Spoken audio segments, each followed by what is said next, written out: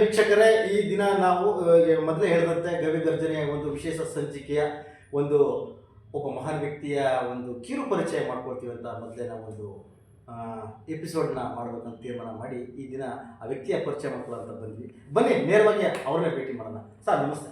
ನಮಸ್ಕಾರ ಸರ್. ಭಾಳಷ್ಟು ವರ್ಷಗಳಿಂದ ಈ ಪತ್ರಿಕೋದ್ಯಮಿಯಲ್ಲಿ ಹಾಗೂ ಚಿಂತಕರಾಗಿ ಕೂಡ ಹಲವು ಪುಸ್ತಕಗಳ ಬರೆಯುವ ಮುಖಾಂತರ ಸಮಾಜದ ಒಂದು ಪರಿವರ್ತನೆಯ ಒಂದು ಏನಂತಾರೆ ಜನಗಳನ್ನ ಒಂದು ತಿದ್ದುವಂಥ ಕಾರ್ಯಗಳಾಗಿರ್ಬೋದು, ಸಮಾಜವನ್ನು ತಿದ್ದುವಂಥ ಕಾರ್ಯಗಳು, ತಮ್ಮ ಒಂದು ಅಳಿವು ಸೇವೆಯಲ್ಲೂ ಕೂಡ ಪರವಾಗಿಲ್ಲ, ಯಾವ ರೀತಿ ಒಂದು ನಿಭಾಯಿಸ್ತಿದ್ದೀರಂತ ಒಂದು ಕರ್ತವ್ಯಗಳನ್ನು?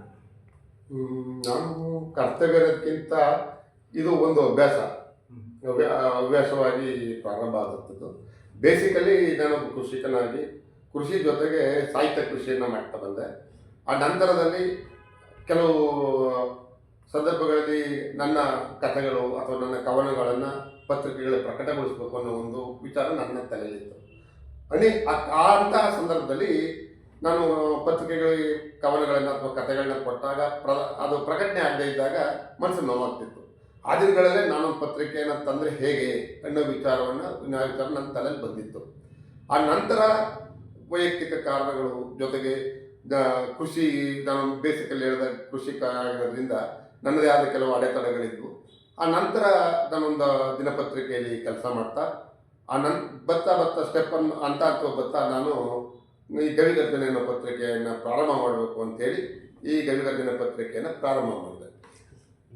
ಅಲ್ಲ, ಭಾಳಷ್ಟು ವಿಶೇಷವಾಗಿರೋದು ಅಂತ ಹೇಳಿದ್ರೆ ಆ ನಿಮ್ಮ ಒಂದು ಗವಿಗರ್ಜನೆ ಎನ್ನುವ ಹೆಸರು ಏನು ಅದೇ ಹೆಸರು ಇಡಬೇಕು ಅಂತ ಏನು ತಮ್ಮ ಅನಿಸ್ತು? ಆ ಥರ ಏನೂ ಇಲ್ಲ.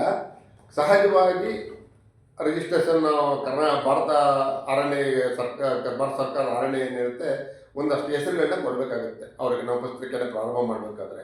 ಆ ಸಂದರ್ಭದಲ್ಲಿ ನಾವು ಕಲಿಸಿದಂಥ ಒಂದು 5 ರಿಂದ 6 ಹೆಸರುಗಳಲ್ಲಿ ಗವಿಗರ್ಜನೆ ಅನ್ನೋ ಹೆಸರು ಸಹ ಒಂದು. ಹಾಗಾಗಿ ಕಾಕತಾಳೀಯವೋ ಅಥವಾ ಇನ್ನೇನೋ ಕಾರಣ ಗೊತ್ತಿಲ್ಲ, ಬಟ್ ಗವಿಗರ್ಜನೆ ಅನ್ನೋ ಟೈಟ್ಲು ನನಗೆ ಅಂಚೆ ಮೂಲಕ ಬಂತು. ಅಂಚೆ ಮೂಲಕ ಬರ್ತಿದ್ದಂಗೆ ನನಗೂ ಆಶ್ಚರ್ಯ ಆಯಿತು, ನನ್ನ ಹೆಸರಲ್ಲೇ ಬಂತು ಟೈಟ್ಲು ಅಂತ ಖುಷಿನೂ ಆಯಿತು, ಜೊತೆಗೆ ಆಶ್ಚರ್ಯನೂ ಆಯಿತು. ಅದನ್ನೇ ಅಕ್ಸೆಪ್ಟ್ ಮಾಡಿಕೊಂಡು ಪ್ರಾರಂಭ ಮಾಡಿದೆ. ಅಲ್ಲ, ಸಾಕಷ್ಟು, ಯಾಕಂದರೆ ಆ ಹೆಸರು ತಕ್ಕನಾಗೆ ನೀವು